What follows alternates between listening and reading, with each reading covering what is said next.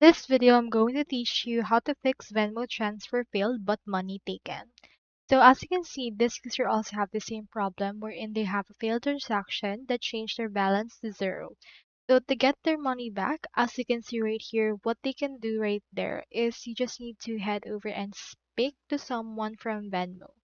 So escalate it to Venmo, ask for their support, and actually detail what happened. The transfer failed, but the money has been taken and you're still charged. So what you can do is you can head over and then ask for a dispute or refund with this.